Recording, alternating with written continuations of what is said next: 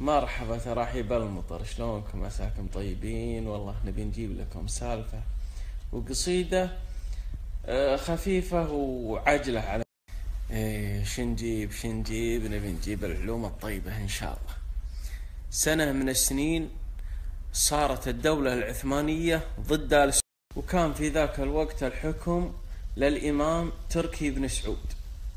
تركي بن سعود يصول ويجول بالدعوة الوهابية ضد أي يعني بدعة، أي أمور خارجة عن ما قال الله وقال الرسول.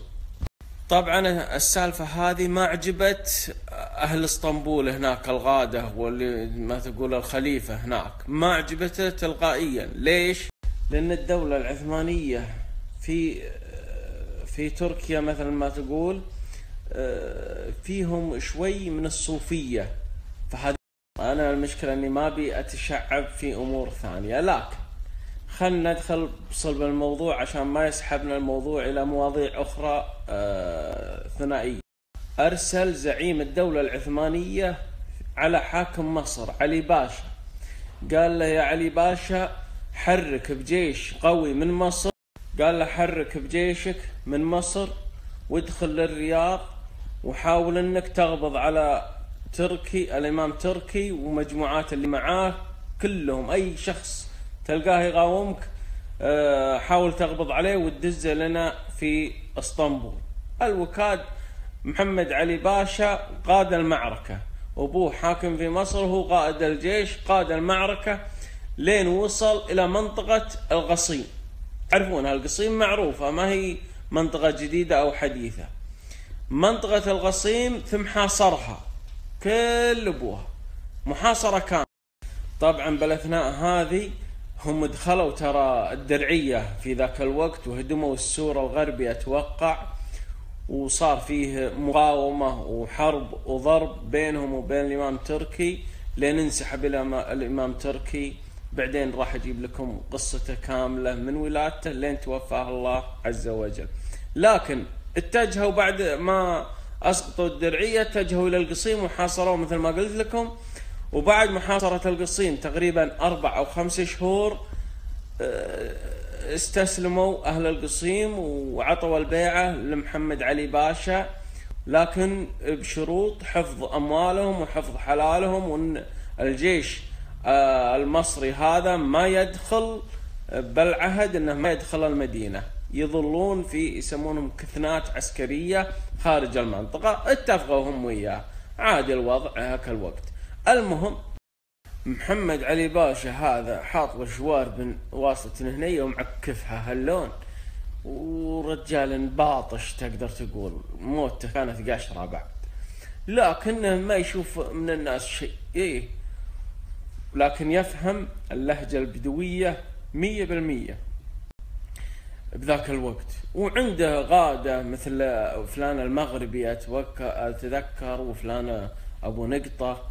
الوكاد ما لنا بالغادة شيء، لكن يوم جمع كبار وشيوخ أهل القصيم قال أبي أفضل شعار عندكم يجوني، أفضل 2 من شعار مدينة القصيم يجون 2. هكا الوقت المدينة بيوت طين، يعني ما هي بويتات مثل ما جابوا له أفضل شعار. ما يدرون شنو الموضوع، يعني هذا وش يبي المصيري هذا الخواجة هذا، وش يبي بالشعار، وش يبي بالأمور هذه. استغربوا، لكن ما حسبوا حساب الأمر عظيم مثل الأمر اللي صار. طبعا جابوا لهم أفضل شعار. واحد من الشعار علي العبيدي، يتوقع أنه من بني تميم. علي العبيدي هذا شاعر موالي لابن سعود وموالي للدولة السعودية وللإمام تركي. المهم جابوا شاعر ثاني، التاريخ والرواه يسمونه الشاعر الثاني هذا يسمونه شاعر محمد علي باشا. يوم جو قعدوا قدامه قالوا هو يش نبعت المصير يا الأشقر، قال لهم اسمعوا، أبيكم تقصدون وتسبون الإمام تركي بن سعود. تركي بن سعود هكا الوقت ما قدروا يمسكونه وزبن تقريبا بالجبال، هوية مجموعة من ربعه، وقام يضرب الكثنات العسكرية ويفاجئها في كل مكان. المهم قال بيكم تسبونه. قال شاعر محمد علي باشا اللي سموه التاريخ شاعر محمد علي باشا، ما يبون يذكرون اسمه، قال أبشر أنا أسبه وامدح الدولة العثمانية. علي العبيدي رفض، قال أنا ما أسبه، تبين امدحك امدحك لكن أنا ما أسبه.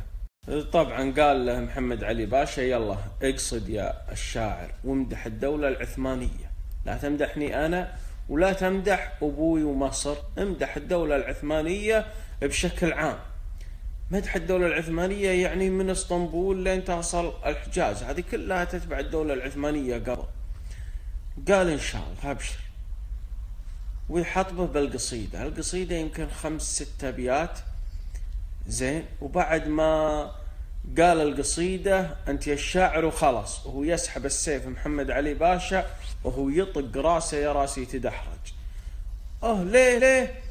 قال اللي يسب معزبه قبل ويمدح عدوينه باكر من أطلع من هني يسبني ويذكر بي قصايد ما هي زينة، لكن أقص راسه واقطع منها الحين. أما أنت رجال واضح من البداية ما تبي تسب ولا شيء.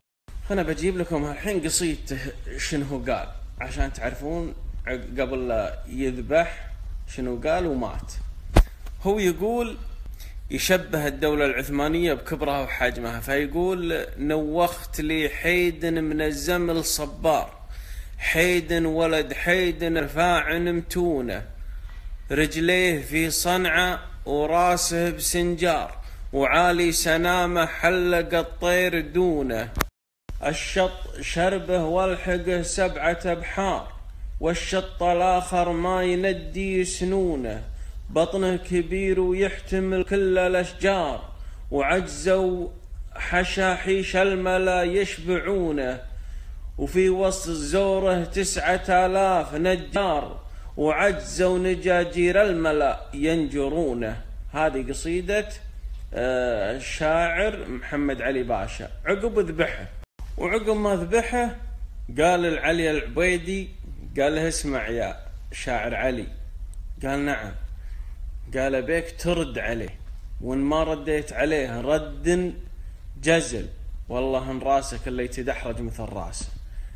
قال عوذة عز الله انك اقشر، انت ذابح اللي يمدحك وتبي تذبح اللي يقصد، ما هو قصيده زين. والله انت شنو الحل معاك انت وشواربك هذه تقل يوقع عليها الصقر. قال ما علي، اهم شيء تقصدها. قال يبي عين الله ان شاء الله. ويقصد يمدح ابن سعود، يمدح الامام تركي بغوه. علي العبيدي الحين التميمي يبي يشبه الامام تركي. شنو شبه فيه؟ بالاسد اللي ما يهاب الحيد، لان هذاك شبه بالحيد. الحيد الجبل، والحيد يقول نوخت لي حيد البعير الكبير، والجبل تشبيه لهذا وهذا.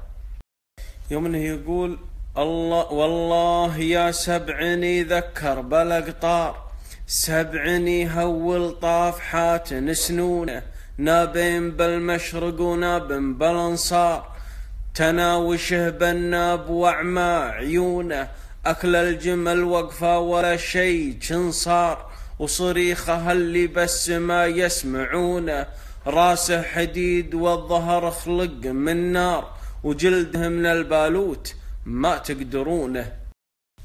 وسلامتكم يا الربع، هذه السالفة وجتكم، وإذا فيها قصور فقصورها منا حنا، أنتم ما منكم قصور. وهذه سالفة محمد علي شلون حاصر مدينة القصيم في ذاك الوقت. طبعا البيوت القديمة، البيوت الطين اللي صبرت وغاومت لمدة لا تقل عن 5-6 شهور ضد جيش جرار جاي من بلاد مصر.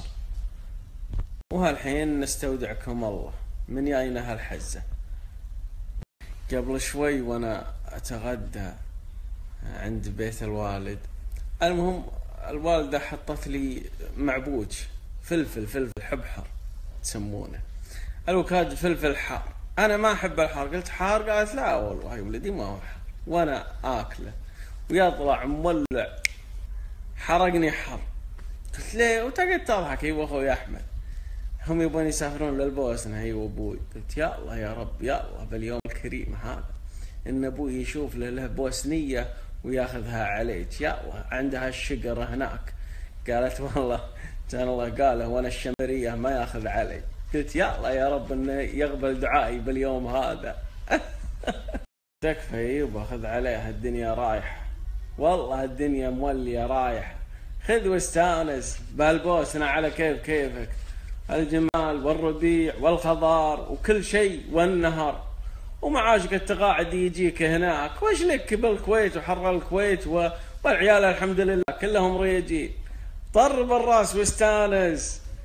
والله تقل جاز له الحكي، تقل جاز له والله ما ندري. نوافيكم بالاخبار بعد السفرة. ايه وسناب بلاس وخراب ما ادري ايش علته، علق عندي والعصر بروح للمحل يسويه لي. والله المفروض اتعلم شلون يضبطونه وبضبطه. وين